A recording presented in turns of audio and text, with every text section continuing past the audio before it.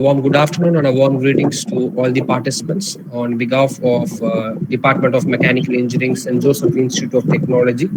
It's my pleasure to welcome you all for this 3 days faculty development program on recent advancements in material science.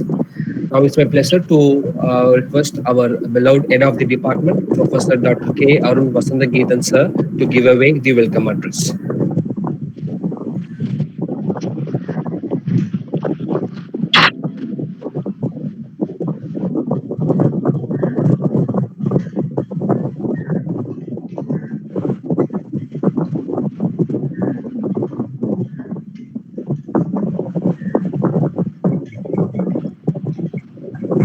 Krishna Kumar, can you start?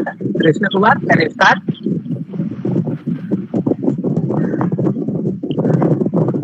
Sir, you please proceed. Is this the head of the department? Please proceed, sir. Yes, sir. Yes, Yeah, sir. Yes, sir. please proceed, sir. Please do. Yeah. Welcome. Thank you for joining us for today's FDP in the title Recent Advances in Material Science. I am Dr. Arun Vasandageethan, Head, Department of Mechanical Engineering, St.JOSEPH'S Institute of Technology, OMR Chennai, one of the reputed engineering institutions in Tamil Nadu. It's my honor to represent St.JOSEPH'S in its 26th year, which has a dynamic chairman, Dr. B. Babu Manoharan, under whose guidance we all excel. Always with us, our beloved managing director, Mr. Jesipriya, and beloved director, Mr. Sasi Silva, and our principal, Dr. P. Ravichandran, whom the progressive ideas guiding us to achieve more. Today's speaker, Dr. T.G. Thomas, Assistant Professor from Metallurgical and Materials Department, IIT Madras. The title, Nanomaterials for Energy and Environmental Applications. Welcome, sir. Thank you, sir. Thank you very much, Dr. Arun. Yes. Nanoscience and nanotechnology are interdisciplinary fields that bring together physics, material scientists, and engineers to meet potential challenges that humankind will face, including research for sustainable development and new technologies for carbon capture and environmental protection. Among the current subjects nanomaterials are fast and explosively and attractive a huge amount of attention. Technologies have been seamlessly integrated into the application. They continue to show promising potential and have found application in solar cells, fuel cells, super capacitors, air and water purification, and removal of domestic and outdoor air pollutants. Clean energy and environmental applications often demand the development of novel nanomaterials and provide fast reaction pathways for the enhancement of reaction kinetics. Understanding the physicochemical, structural, microstructural, and the circuit properties of nanomaterials is vital for achieving the required efficiency, cycle life, and sustainability in various technological applications. Nanomaterials with specific size and shape, such as nanotubes, nanofibers, nanowires, nanocones, nanocomposites, nanorods, nanoparticles, nanospheres, nanoshells. Sure, there are so many that to provide unique properties that can be synthesized by tuning the process conditions. We hope you will find today's session helpful, and we would love to hear any feedback you have. On behalf of St.JOSEPH'S Institute of Technology, Department of Mechanical Engineering, and our FDP's team, I warmly welcome you all again. Thank you. Thank you, sir. Thank you, sir. May I call upon Dr. Elil Raja, sir, Department of Mechanical Engineering, to give away the introductory address of today's speaker. So, good afternoon, everyone. On behalf of the St.JOSEPH'S Institute of Technology, Mechanical Engineering Department, I welcome you all for the 3 days online FDP on recent advances in material science. It's a great pleasure to me to introduce our chief guest and speaker today, who is going to talk to us about nanomaterials for energy and environment applications. Dr. Thidu Thomas is obtained his doctoral degree from Cornell University, United States in 2011. From 2015 onwards, he is working as an assistant professor in Metallurgical and Material Engineering Department, IIT Madras. He published more than 115 journal papers in reputed journals. He received many awards like INSIRE Faculty Award from DST in 2012, and he received Fast Track Young Scientist Award from DST in May 2016.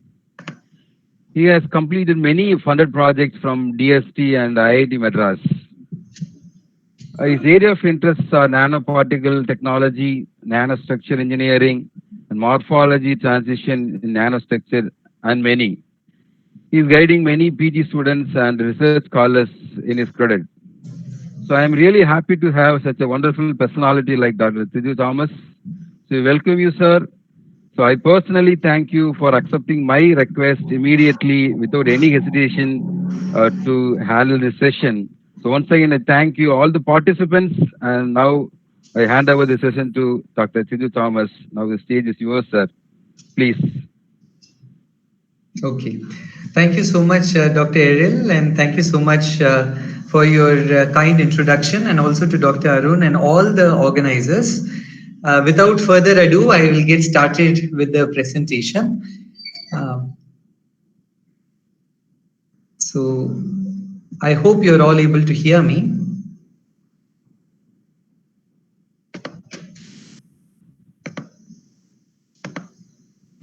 Are you all able to see my screen? Yes, audible. Yes. Very good. And you're able to see my screen? Yes, sir. Okay, so what I'll do is I'll make sure that I finish well within time, so that we'll have some occasion to have interactions and discussions. I would also be very happy to know about the interests and research areas that are being pursued by faculty members and PhD students here, and have some fruitful discussion towards the end.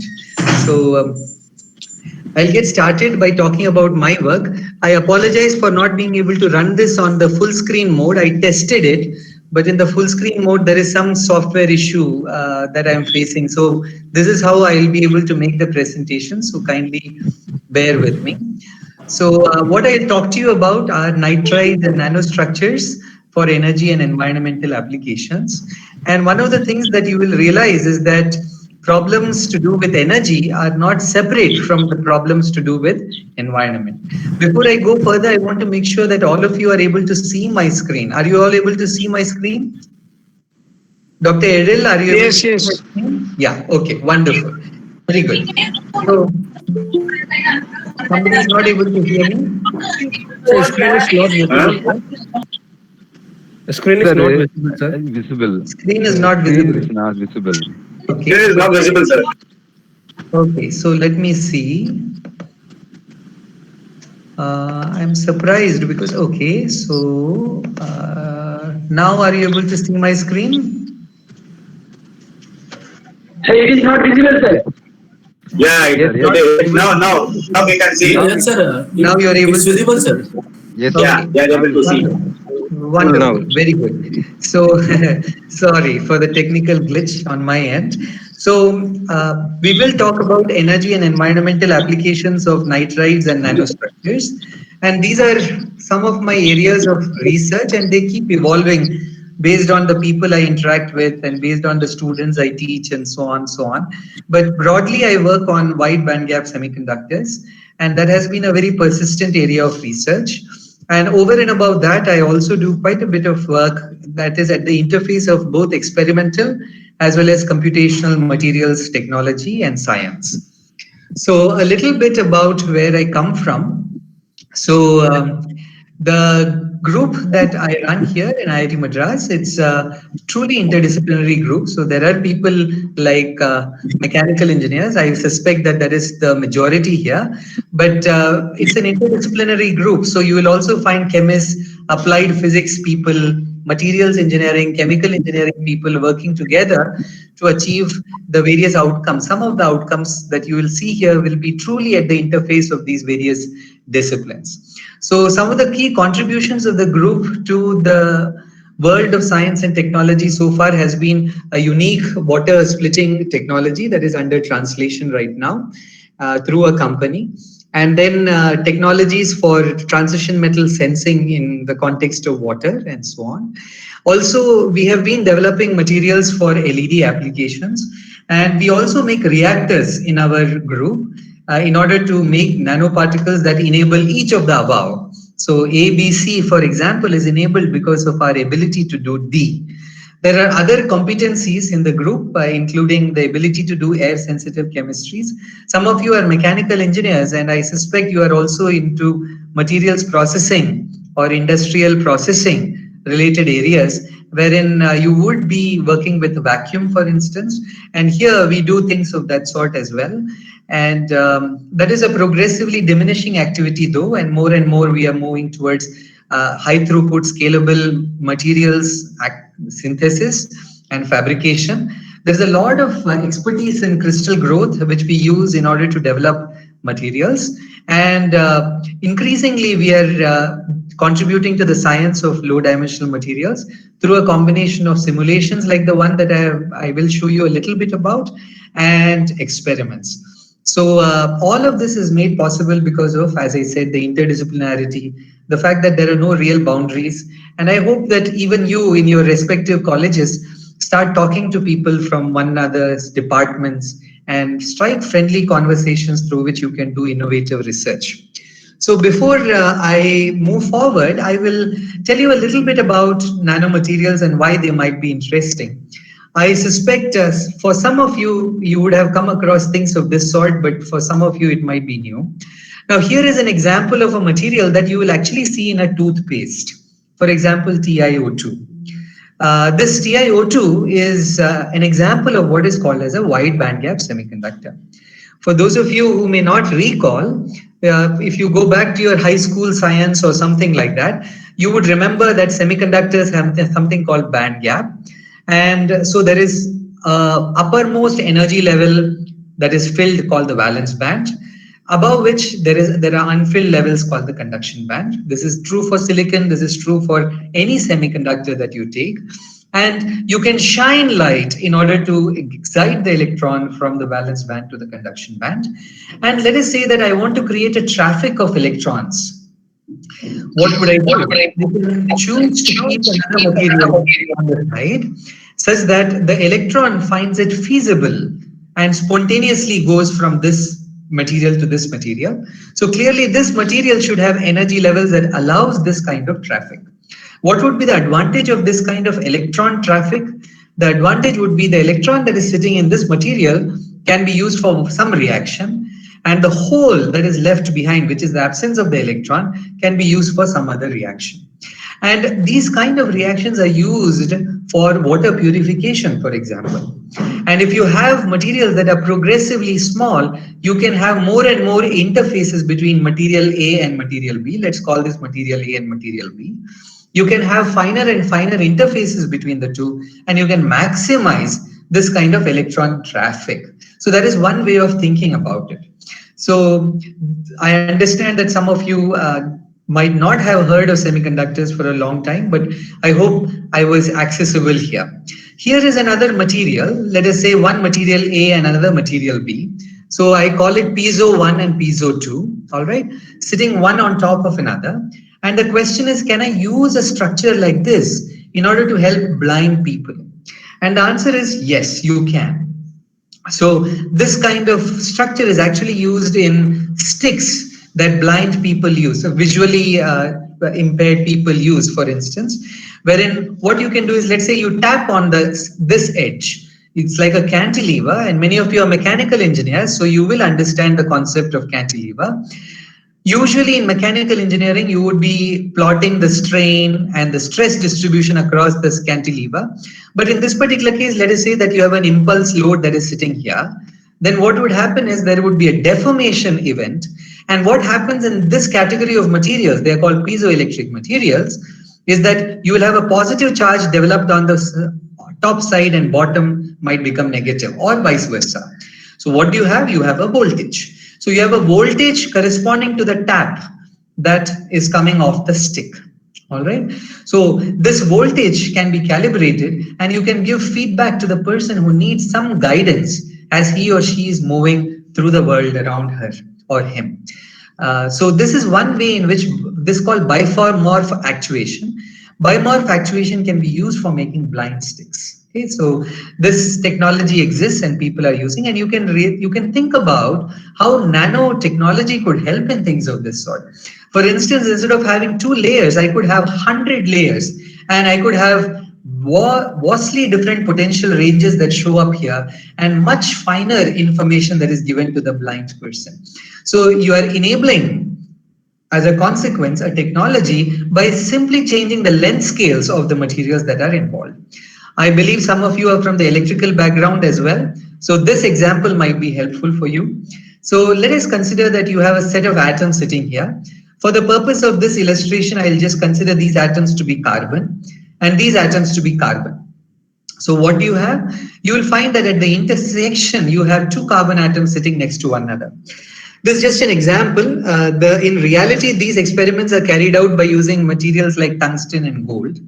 So you have 2 atoms that are essentially just touching one another. You might again go back to your high school science and recall that atoms don't have arbitrary energy levels.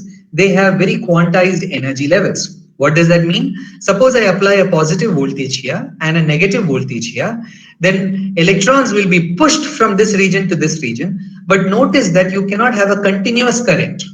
You will have one electron at a time corresponding to the various energies that you are giving to the electron, because of the fact that you have atomic energy levels that are impeding the free flow of current that would otherwise happen if this was a copper wire, for instance. So you can now think about using a technology like this in order to make new switches, for instance, okay? And switches that are not just on off, but have 12 states between on and off, for example. I'm just giving you some clues based on the various backgrounds that are present here that might be relevant. And I also hope that there are people from the sciences here who might find this interesting, because your knowledge of science would be helpful in better design of materials of this sort. So for those of you who are maybe from the electrical background or from physics background and so on, this might be somewhat interesting. For mechanical engineers also, I think in some sense this might be interesting. Mechanical engineers, I know, do energy minimization in order to find stress strain distribution and so on. So when you're trying to solve the problem associated with electronic energy levels in a material, you are essentially doing exactly the same. It is minimization and it's an eigenvalue problem. Some of you might be doing finite element analysis, and in the context of finite element analysis, you essentially are solving eigenvalue problems. And here is a eigenvalue problem. So I have something called the wave function of the electron, and I have h psi is equals to E psi. So this is an eigenvalue problem. And how do I solve such an eigenvalue problem? Well, many of you in mechanical engineering, industrial engineering, electrical engineering, etc., would have written codes in MATLAB and so on that does self-consistent calculation. And this is a very similar kind of code. For those of you who are from physics, this H is called the Hamiltonian. All right. So this Hamiltonian contains the potential energy term, and I can self-consistently solve this so that I get the energy eigenvalues associated with this particular equation. What does this mean? I mean that once I solve this equation, I know the energies of electrons associated with the system. I know how the energies can change when I apply thermal, electrical, mechanical, chemical, electrochemical, thermoelectric or thermomechanical stresses to the system, and as a consequence, in principle, I can predict the properties of the system. This is one of the techniques that we use in my group in order to do materials design and also to understand materials. So this, by the way, is called the ab initio technique. So I am going to give you some examples of some case studies wherein techniques like the ones and insights such as the ones that I have given you so far might be helpful. If you look at the current market, you will find that the LED sector is undergoing a super exponential growth. And why do you think this is undergoing the super exponential growth? Because the conventional lighting here is very, very inefficient. For instance, if you remember the incandescent bulb with which all of us grew up, I mean, I certainly grew up with the incandescent bulb, and you will find that it mimics sunlight. So it is like a black body radiator, but the efficiency of the bulb is only 2%. Of course, eventually that gave way to tube lights and other luminescent devices, and you will find that the efficiency went up substantially to about 15%. But with LED technology, you can easily achieve 40%. The world record for LED efficiencies are about 80%. So you can in principle make materials that can enable LED technology. Why do I say that if you are in production engineering or so, it is a good idea for you to look at this? Well, the reason is very simple. This is the globe. This is the global map. Okay, I'll just scale it out for the sake of this explanation. And if you look at production units for these kind of materials, you'll find that they are in these red spots. So a friend of mine who works in Cree, she gave me this map because as part of her work, R&D work in the company, she had to find out where there are other manufacturers, and she also shared this with me. And look at the few number of places wherein there is this kind of material production that is happening, and you will see that there is a blank here. In fact, not just here, many parts of here, and the only country that actually does this would be in the vicinity would be China, a little bit of activity in Thailand and so on, but really not in India. And there is increasing activity even in South America. So what is the kind of device that we are looking at? So let me just blow this up for the purpose of, again, illustration. And I'll just bring this to the front. So let me imagine that I have a material that is light emitting right at the center. Such a material is called the phospho. I put a contact on top and bottom. Why do I need a contact on top and bottom? So that I apply a potential difference across the two. Now, those of you who are electrical engineers will immediately recognize that if you have this layer that is very thin, then you can have tunneling across this.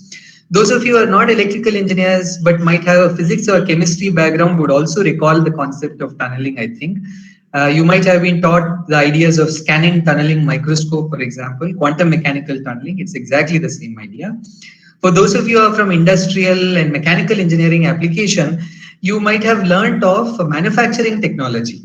And in manufacturing technology, you would have studied a little bit about thin film science. And these are thin films really, because you are depositing one material on top of another, on top of another. The typical dimensions of these can be as little as a few tens of nanometers, but the current material technologies that are actually used commercially would be a few hundred. This may be a few tens of nanometers, a few hundred nanometers here. So there is a lot of variation based on whether a technology is commercialized or whether it is in an academic lab. In our lab, for example, in my lab, we actually make quantum dots that are as small as 2 to 3 nanometers. So it's very, very, very tiny. To give you an understanding of this, we are talking about a cluster of maybe 100 atoms and having very high reproducibility.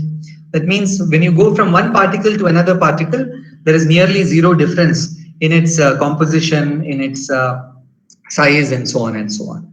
So when you can make these and you can satisfy these engineering parameters, for example, conversion efficiency, that means the energy that I give and the light that I get out, there should be a reasonable yield associated with the light that I get out from the system.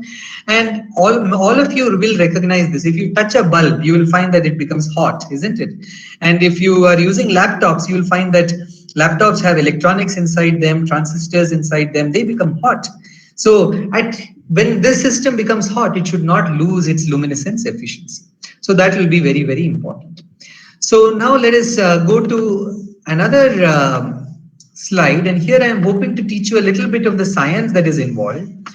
And if it is not accessible to you later on, you can ask me questions also. It's no problem. All right. So this is the science, and some of you from the sciences might understand this slightly better. But for others, I can try to I'll try to make it as accessible as possible.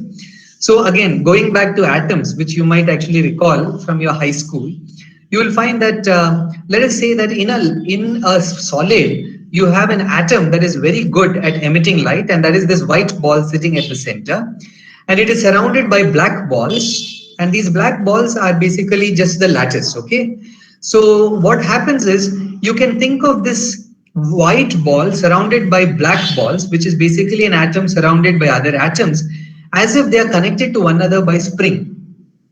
Now, all of you who are engineers and scientists here would immediately remember that the potential energy associated with a spring is written as half kx square, where k is the spring constant.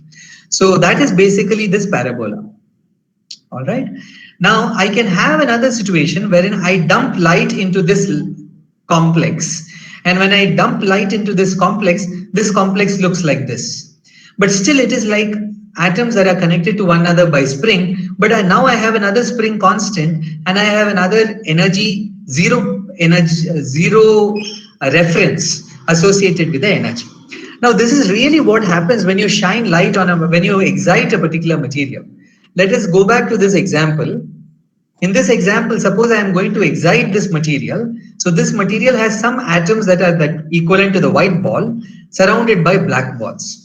Okay, I hope it is clear to all of you. So if I shine light, I can actually get it excited, and then it undergoes relaxation, and then it undergoes an emission. All right. So this emitted light is what gives rise to this visible light. For example, in your tube lights, you are exciting it by using, let us say, UV, because of the vapor and the excitation process in the tube light. And then there are materials that absorb it, and then there is an emission event. All right. Here, for instance, I can use europium. Europium is an example of a rare earth atom.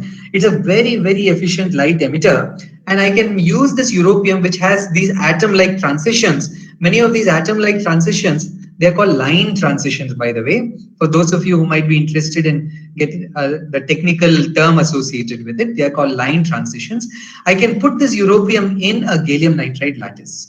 Okay, and gallium nitride, for instance, is actually a very widely used semiconductor. It is used in a wide range of applications, and here is a map for the same. I'll just bring it out.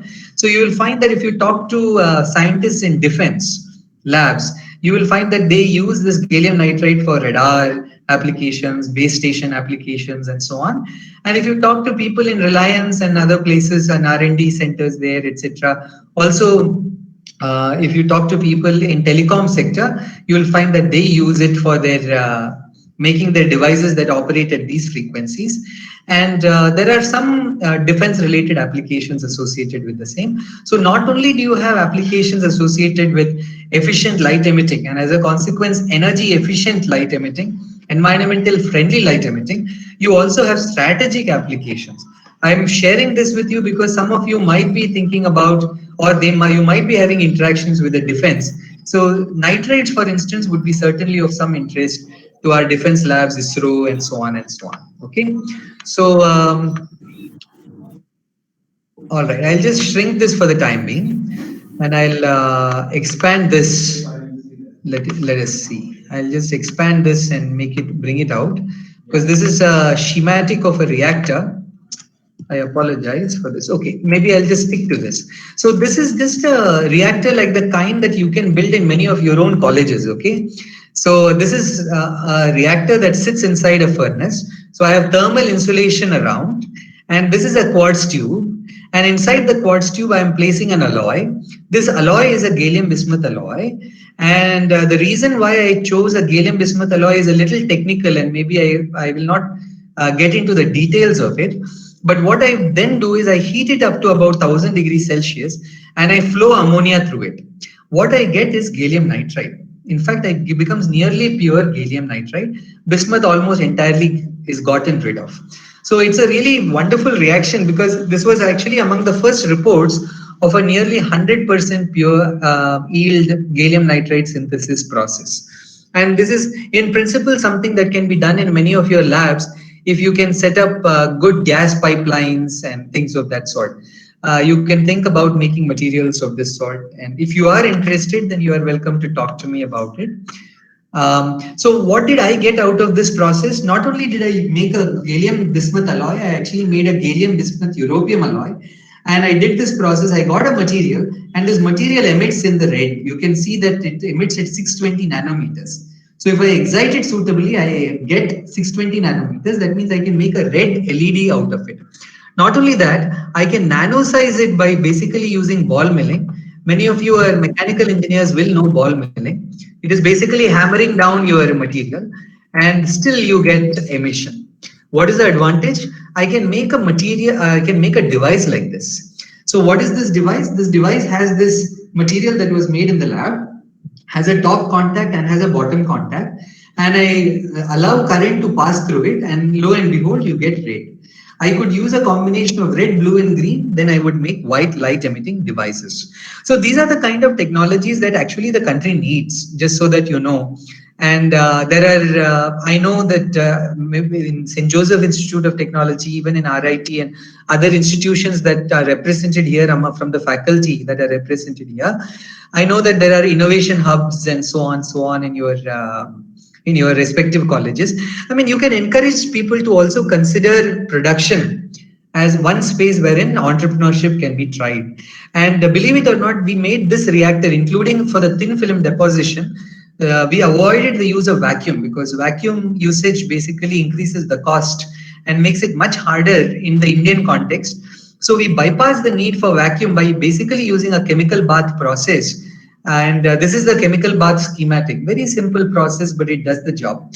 And this was basically the thin film that was deposited. You can see it is very small, 200 nanometers is the characteristic dimension here. So the particles are just maybe 20, 30 nanometers each, very small. And these were the particles that were used in this phosphor layer.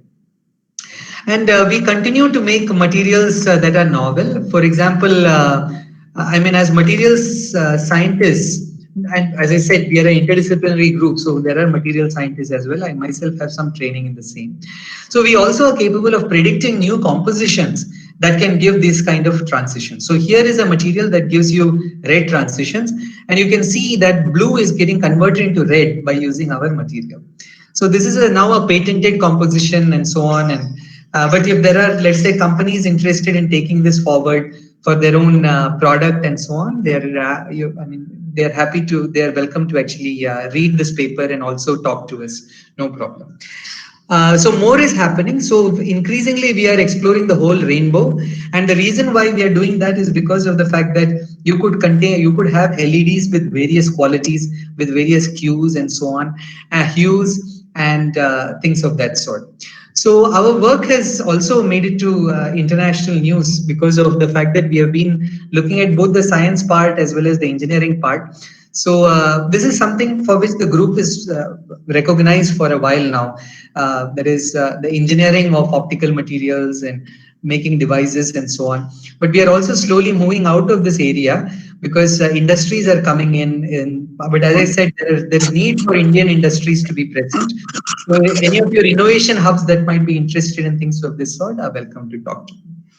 Now, we will go towards fabrication of materials. So here is an example of, before that, let me just tell you a little bit about the transition. So so far I talked to you about LEDs, but another application that, if you recall, the head of the department mentioning is solar cells, and we have some presence there also.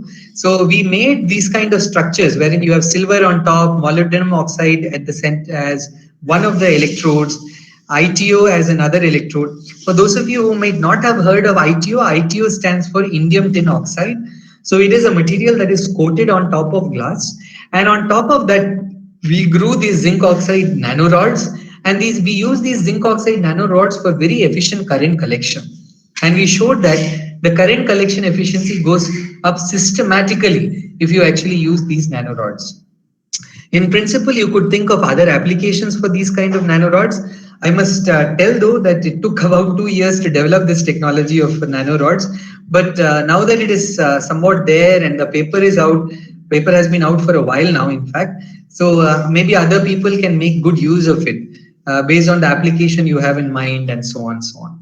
So So here in IIT Madras, and not only in India, IIT Madras and Chennai in general, I think there's a lot of exciting research that is happening, and most of this research that I'm talking to you about from the world of nanomaterials fits into one of these categories. Let's say battery materials or hydrogen generation and storage, energy harvesting, energy efficient circuits. So some of you are electrical engineers might find this interesting. The interaction between nanomaterials and circuits. There are a lot of challenging problems there, and one could in principle look at it. Next is biomimetic materials, bioengineered efficient systems, energy efficient water treatment. This is a space where a lot of presence, a lot of effort is required, especially in Chennai because of the water shortage we face. And so I have some activity in this area also. Also, catalysts for petrochemical industries, thermochemical generation of fuels. There is some activity that is going on to that effect, not by me but by colleagues here in IIT Madras. But I also believe there is some work going on in this direction in Anna University, just across the road. Thermoelectrics and photochemical energy generation. Here also I have some activity that is going on currently. Here I have some activity. Here there is an activity that is resulting in translational research, including some interface with strategic sector and so on. So, when I talk about materials that India requires, what you really need to do as an engineer is to look at all these factors. So the factors that you have to really be concerned about are economic factors, and not just the chemical and the engineering aspects. So the chemical and engineering aspects we are very good at. But the economic aspects, that is minimization of the manufacturing cost or the process cost, while also ensuring appropriate delivery of the tech specs, is very, very important and essential. And what I've realized is I've added this also. You have to also, I think, especially if you're writing proposals, project proposals, understand a little bit of the social and political environment that is present in the country. And because something that might fly for, let us say, an Indo-UO project may not necessarily fly with DST. I'm just giving an example. So you need to be somewhat sensitive to some of these social political aspects also associated with the technical research, scientific research in our country. Now here anyhow, based on some surveys that I have done with some industries and so on, I wrote a perspective article which might be of relevance to those of you who want to enter into water treatment. As I said, it's an area that requires a lot of attention. And this perspective article is available in Chemical Engineering Science. I saw that some of you are chemical engineers also, but this need not be restricted to chemical engineers. This could be people from physics, chemistry, and also there is a lot of production related challenges. For example, this photocatalytic reactor, the real production, the scalable production, people are not looking into, right? So there is a lot of prospects for research for those of you who are in industrial engineering, mechanical engineering, machine design, and so on and so on. Also, automation is one space wherein there is a lot of possibility of research. So here in IIT Madras, my students, for example, have been developing materials that that are very visible light active. For example, here is a material called zinc oxide. You can see on the right hand side, it's very white. But as I modify it, it becomes dark. So the white thing is this black color one, okay? So it absorbs very little sunshine. But when you modify it, you basically get a lot of absorption in the visible, all right? And this material, if you remember, can be used for that electron traffic that you might remember from the first couple of slides. And that traffic was used for purifying water. So this is the dye, this is the pollutant, and this is the time taken for degradation. And you basically will see that there is degradation of the dye as a function of time. So for those of you who might want to know a lot of detail about it, you can again read our paper or talk to me. I will leave my number at the end of this presentation so that you can reach out to me on WhatsApp if you have any technical queries about any of the things that I have presented, or if you believe that some of what I have done will be helpful for you and your students. So not only that, in the context of water treatment, we have also developed our own reactors. This is an example of a reactor. Let me just bring it to the front. Again, this is just a schematic, but we used a combination of nanoparticles. This one is sort of a single phase zinc oxide. zinc copper oxide, then cobalt ferrite. And what we found is that when you actually have a bed that has these multiple components put together, and this was done by design, as I said, it's not random that this material was selected. Okay, so let me just show you what comes as a consequence. And some of you might be teaching thermodynamics and so on. This will be relevant for you as well.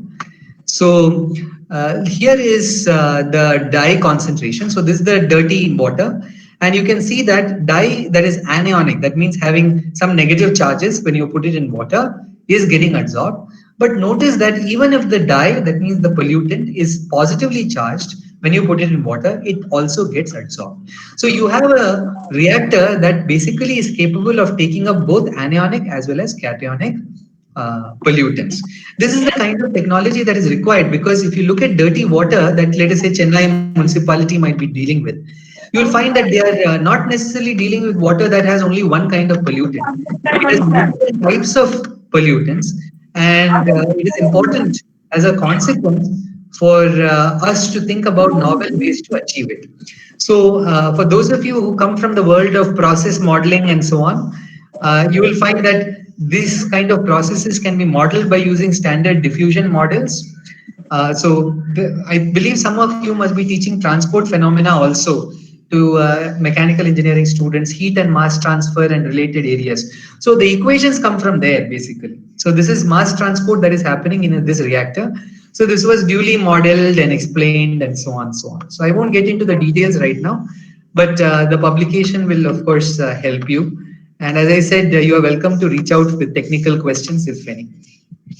Over the course of time, I have also been very interested in making sure that materials that are made in the nano-sized regime all become the same size. And why do you need this? You need this because if you do not have the same size, you may not have the same properties. And if you don't have the same properties, you are in trouble when it comes to application. So not too long ago, we of course learned from a few others that metallic nanoparticles could be actually basically rendered in this form. It could go from, let me see if I can show this like this. Yeah, I'll just, yeah. So do you see these different balls having different sizes? They are shrinking. So the large ones shrink, the small ones grow, and they all become the same size. So this was invented for ceramic particles in the group. So there was a group of Professor Klabunde et al. That is around 20 years ago or so. They had discovered this phenomena for metallic particles. We discovered this for ceramic particles, and now we are using these perfectly homogeneously sized ceramic particles for making devices. So there is also a PhD thesis that has been written on this and so on ceramic DR. So you're welcome to take a look at it. Again, a student from here. And not only that, we modeled this by using suitable transport equations and thermodynamic equations. I don't have time to get to the details of this, but you will see again there's a self-consistent field kind of calculation. Some of you might be interested in coding, and some of your students might be interested in coding. So there are very cute problems that can be looked at as variants of this set of equations. So these are a self-consistent set of equations that were written down, and these were solved. And basically the reason why you have this collapse of particle sizes from a very, very polydispersed population to a monodispersed population is because we showed that thermodynamically you have a free energy minima at a certain radius. That is why you will find large particles shrinking and small particles growing to a certain critical radius r. And we also came up with a law for this, and the law is phenomenological. That means to say that it came out of the code. So the code was run, and then we basically generated data based on that. And based on this, we actually generated a law that connects the radius to the negative logarithm of the product of the diffusion coefficient and the concentration of basically the solubility product of the oxide of the ceramic in the dispersion medium. So this is sort of kind of the idea. I will skip some of these things, and we also have been looking at it, as I said, from molecular dynamics perspective, and we study what happens at the interface, at the junction of two such particles, for example. And there is a PhD thesis that is now being written on some of the work that came out. We showed how, let us say, concentrations can vary as you go from one nanoparticle to another nanoparticle at the junction, and what might be basically the reasons for the same, and so on. So this technique is called bond valence based molecular dynamics. To the best of our knowledge, I think right now in India we are the only ones who actually do this, and but we are exploring this dynamics of new materials. Essentially, is a process that some of you are somewhat familiar with, I believe. So it is the process of consolidation of particles. So if you have taught manufacturing processes, you might have taught powder metallurgy a little bit, and in the context of powder metallurgy or powder material technology, you might have taught of consolidation. And this is the consolidation dynamics simulation, morphology transformations and phase transformations, defect energetics. This is a little technical and very specific to materials and or maybe to physicists. I don't know if it would be relevant for this audience. So, but morphotropic boundaries are also things that we are actually looking at. So there is ongoing work, as I said, very interdisciplinary work that is made possible because of very open-minded people that I interact with, the students that are very open-minded and colleagues. This is all collaborative work in one way or the other. So we are a highly collaborative group. So we are doing water research. We are also looking at not just purification of water, but splitting of water. So there is a technology that we are developing towards that end, and sort of going beyond electrolysis or other similar techniques that people are looking at. Not that electrolysis doesn't have potential. I've been talking to policymakers, for example, and I'm realizing that there's a lot of prospects even to electrolysis, provided you are able to couple it to renewables. Then, and this is very important for those of you who might be working on ocean thermal, wind or solar power, by the way. All right. So next is functional ceramics and nanostructures, quantum nanostructures. I actually started with an example of the same. We do explore composites, and some of these composites are being used for making energy storage devices. Some of these we are actually also using what we call rational design. So I'm using a combination of data that is available along with the other computational tools that is available. And on top of that, we are running machine learning in order to design experiments so that we don't necessarily just do hit and trial. We do things in a very sort of intelligence driven manner and bond valence approach. A lot of these people contributed. Bhushankar, Tanvi, Malek, Kaushika, Saurav, Naveen, they're all excellent students. Really remarkable. Nia Mary is already in R&D. She runs a team in St. Gobain's right now. Pravina Kurva, who has already become a professor, and Hari and Arun Dhumal, who is now working in an R&D in USA, and Hari is also a professor now. So these are all graduates from the group, and prospects for students, collaborators. So IIT Madras, many people think of IIT Madras as basically being just an engineering organization. That is not true at all, because you will find that there are chemists, physicists, humanities and management people. So if your colleagues and collaborators would like to have connects to various departments here, they are welcome to talk to people. It is not just an engineering institution. We are increasingly trying to become more and more well-rounded in the way we think about ourselves. Certainly, I think like that. And so scholars from any area are welcome to interact, I think, with people here. So as far as materials and materials technology and the kind of manufacturing technology related work is concerned, these are the areas that are ongoing. Metal forming, joining, bulk materials processing, nanomaterials processing, functional and biomedical materials, integrated computational materials engineering. I certainly do quite a lot of that. Iron and steel technology. So there's a major center for this right now. Also energy materials related work is going on. So these are my colleagues in the department, but also from across various departments who do various types of work, which in one way or the other connect to materials. So energy materials, for example, these are my colleagues. And so as I said, if you have need to connect to an subject matter expert here, maybe you can just let me know and I can just put out a name and you can write to them and then see if they would be interested in helping you out or something like that. If you see prospects. So energy materials, I work in this area, by the way.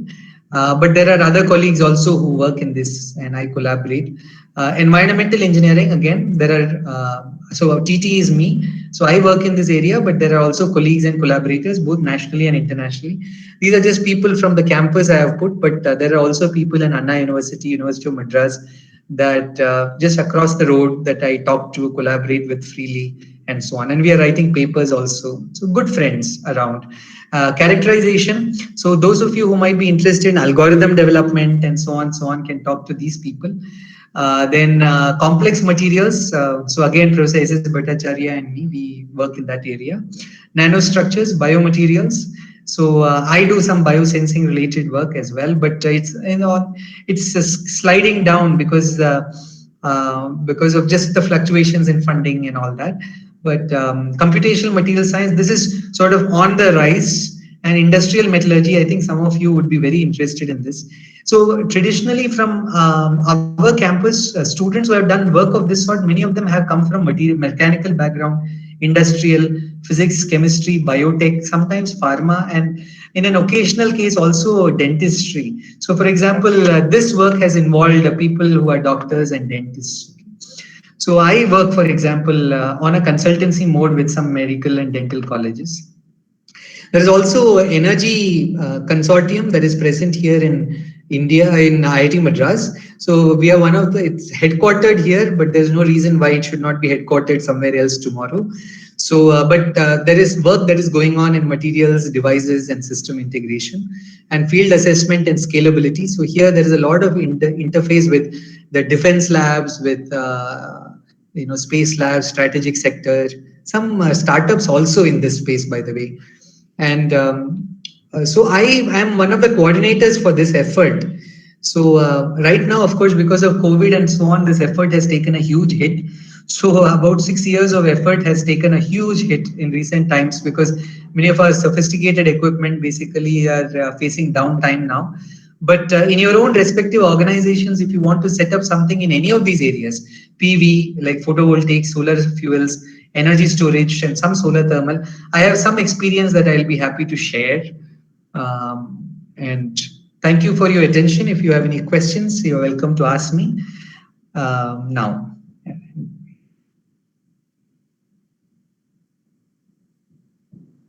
So I am done.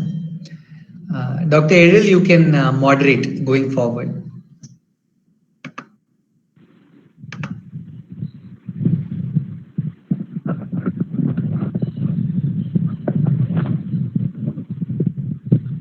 So if there are any questions, I'm happy to take questions.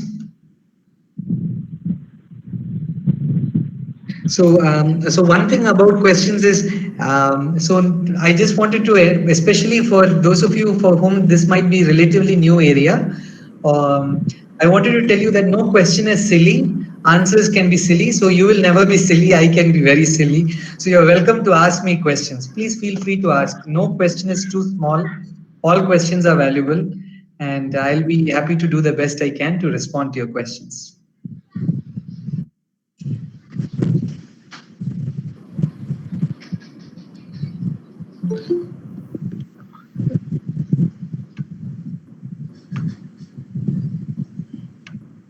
So some of you have asked questions. Okay, I see. So in the chat session, you are asking questions. So let me take one question at a time. In no particular order. Okay, so Mr. Venkata Subramanian asked this question on how nanotechnology can be used in thermal isolation. Mr. Venkata Subramanian, what you can do is for the time being, you can just turn your audio on so that I know whether you are understanding my response or not, and after that you can turn it off so that you can ask for clarity. So Mr. Venkat, it turns out that these nanoparticles, as I told you, introduce a lot of interfaces, and at each of those interfaces, you will actually have additional thermal resistance, that is resistance to the flow of energy.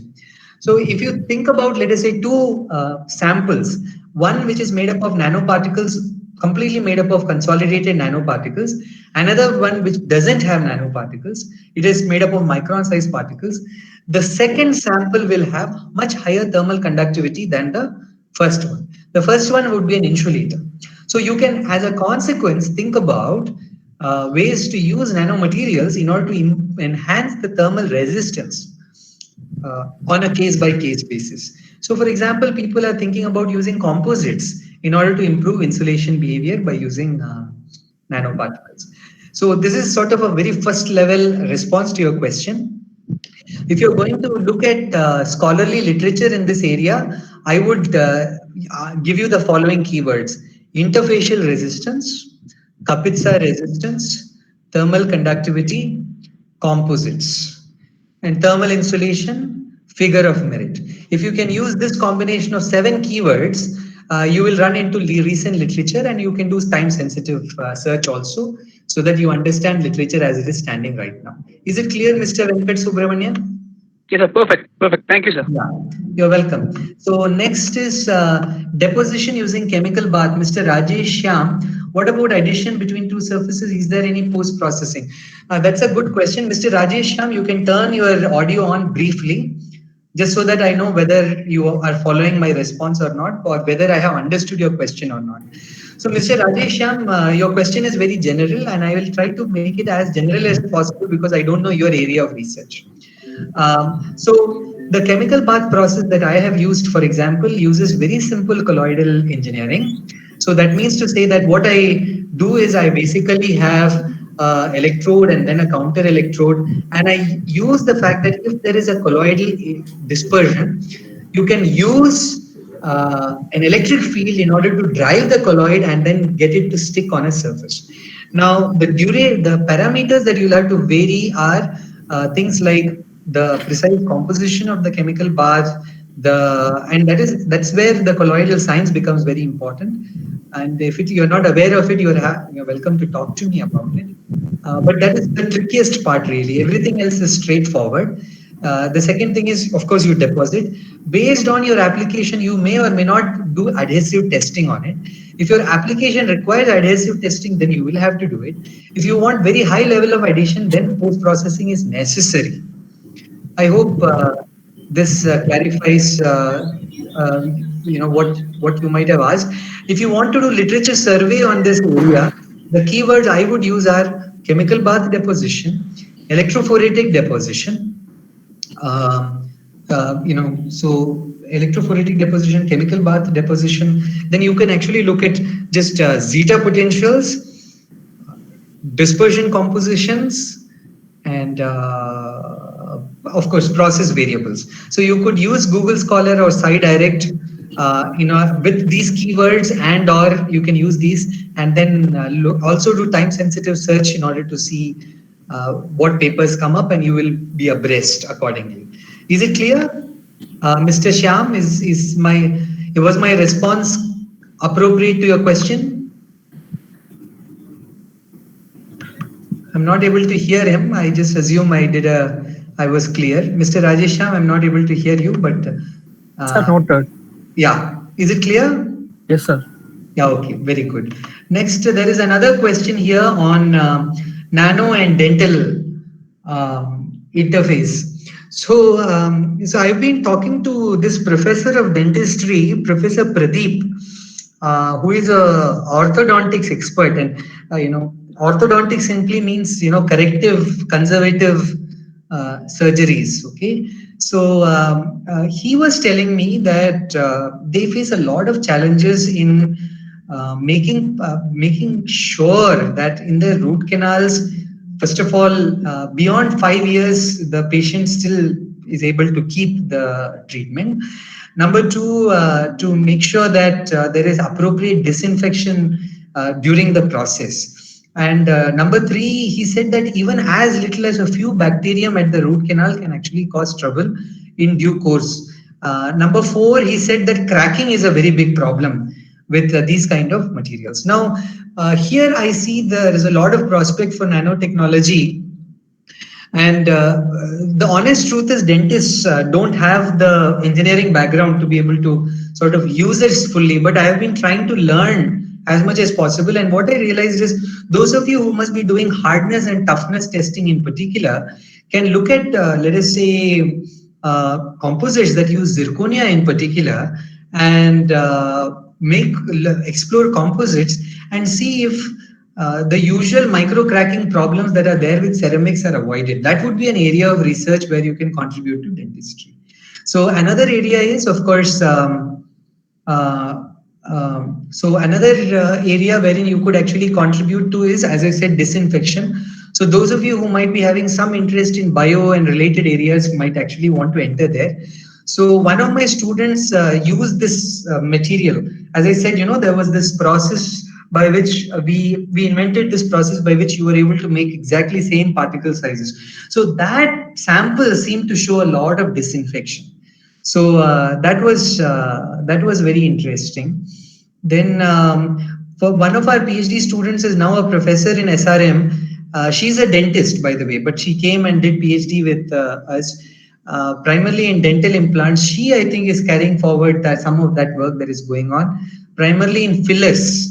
So you can probably look at her. She worked with one professor, T.S. Sampath Kumar. I don't recall her name at the moment, but there are a lot of prospects for dentistry nanotech interface. Only thing is, you should be very patient, because doctors may not know what engineers are capable of, and they may not know how to put it across in a manner that we understand. But you have to sort of patiently take that feedback and define the problem. That is what I did, and we got some interesting results. Not yet published at the moment, but as soon as it gets published, that will be very exciting. I hope it gets published, because as I said, all that work has taken a hit, because now dental colleges have closed completely because of COVID and things of that sort. So Dr. Sabita, you can turn on your this one audio briefly. So the person who asked the question on dentistry, are you satisfied? Did you get clues as to how to move forward? I don't know whether he or she understood what I said, but I assume they have. If not, I will leave the number here, as I said, and hopefully that will help. Dr. Sabita, thanks for your question. Dr. Sabita, there are a few research institutes in Tamil Nadu that are actually looking at various aspects of food processing. So Dr. Sabita's question is about nanoparticles, food technology, that kind of interface. Dr. Sabita, if you don't mind, may I know what your background is, because accordingly I could answer. Yes, sir. I am working in an arts and science college from the Department of Nutrition and Dietetics, sir. Oh, okay, wonderful. From Erode. Okay. Yeah, we are guiding PhD students. Okay. So since I'm interested in this area, just if possible, you can clarify. Yeah. So Dr. Sabita, very good question. I'm very happy to know that you're from dietetics and nutrition. So I have at least 3 or 4 suggestions to give you. Number one, especially in nutraceuticals, there is a lot of work going on in nanosizing. And there is a lot of process innovation that is happening. So if you would like to sort of think about, let us say, a nutraceutical, like I'm giving an example, curcumin or something like that, then how to render it in a manner that the bioavailability increases. So there nanoparticle technology can help. Similarly, if you are thinking about ways in which you could basically bioavailability, that is one space where there is a lot of possibility. Also between your work, that is as a food, nutrition and dietetics expert, and pharmacology, there may be a lot of interface that you are probably already exploring. There is a lot of exploration of nanoparticles. So I'll give you an example. There's a friend of mine who is in Loyola College here, and he is actually developing nanoparticles. For that he consults with me. He does all the work in Loyola College, but when it comes to this nanoparticle processing and so on, he consults with me. But he comes from a background somewhat similar to yours, and what he's doing is he's looking at hepatoprotective aspects of certain plant extracts and seeing if that can be introduced either for therapeutic purposes or food come therapeutic processes. So basically food as medicine kind of a concept. So he's developing things of that sort. So this is a very vast area, and I don't think I can give you a simple set of keywords like I gave for others, but here is my best bet. Number one, you could certainly look at bioavailability, nanosizing, nutraceuticals, food as medicine, and various protective actions of various compounds, let us say, that you might be interested in. So these are some things that you could actually do. This is very broad. You may have to narrow it down based on your own interest and so on. Okay. And also, if you can, if you can tell me like the methods that you use, I can tell you what kind of research strategy you could adopt so that at the interface of nano and food, there may be some acceptability for the kind of publications that you might be looking at and so on. Yeah. Does that help you? Definitely. Thank you. Thank you so much, sir. Thank you so much. Yeah. Thank you. Very well. Very well. Yeah. So let me look at some other questions, or am I running out of time? There are some more questions, I think. Let me see.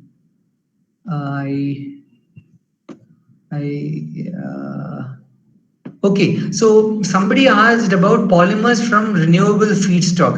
So, Mr. Shaktivel, you can recently you can just turn on your audio so that I know. Yes, sir. Whether you have. Good afternoon, sir. This is Shaktivel. Give me the context of what your background is and the context of this question, because I could respond accordingly. Okay, actually, I am in a venturing of doing a research work on fully bio-based polymer from renewable feedstocks, especially walnuts. All these. Okay, all these. What is the latest recent research? Anything, something like that, which is going on? What is your application in mind, sir? What is the application? To create a polymer. That's all. You want to just generate polymers. Yeah. It is going to be an alternate for the conventional polymer. Yeah. So there is a student who worked with me, and she's now teaching in our engineering college. Actually, her name is Dr. Renuka. So she was registered with Anna University, but she was advised by me also. So she did some work on Calotropis gigantea. So you can take a look at her work on Calotropis gigantea. She's published 2 papers, I believe, in that. And so basically, there are a couple of pointers to make your papers acceptable. Look at plants that are highly and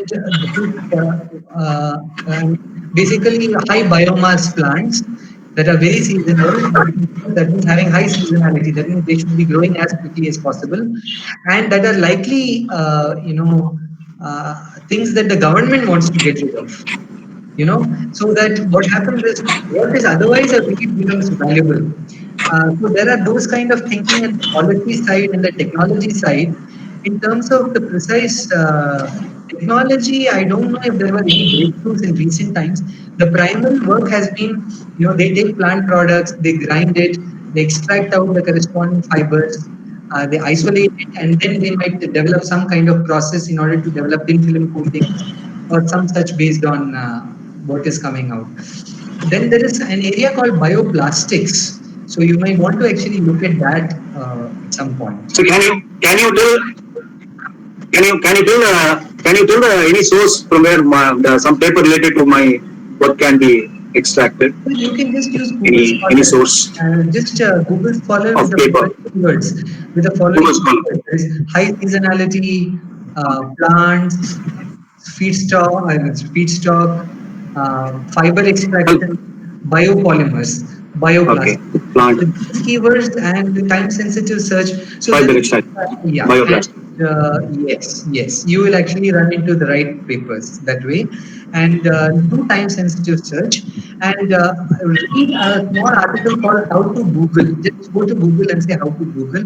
It will tell you or and operation, not operations, etc. If you just use that and Google Scholar effectively, you will run into exactly the kind of papers that I'm trying to recall. Yeah. Is it clear? Yeah. Thank you. Thanks for the input, sir. Thanks. Yeah. Thank you. Very welcome. Very welcome. All right. So we close now. Thank you. Yes, sir. So, But I give you my number just in case you want to reach me for some reason.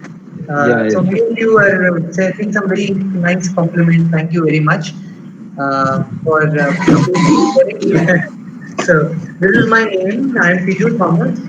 Currently, I work here in IIT Madras, but I also have friends all across. So who knows what would actually help each one of you. So I'm just sharing this number, and I am somewhat available on WhatsApp also. So you can reach out to me on WhatsApp as well. So thanks to all of you. Thank you for your patient listening. If there are no further questions, I am done. Okay. So thank you, sir. Thank you for your wonderful and informative session. And patiently you are answering all the questions from the participants. So really, once again, I thank you from behalf of the Department of Mechanical Engineering, St. Joseph Institute of Technology, for your wonderful session, sir. You're very So we welcome. hope we will collaborate in some other programs, sir. We are looking forward to collaborate with you.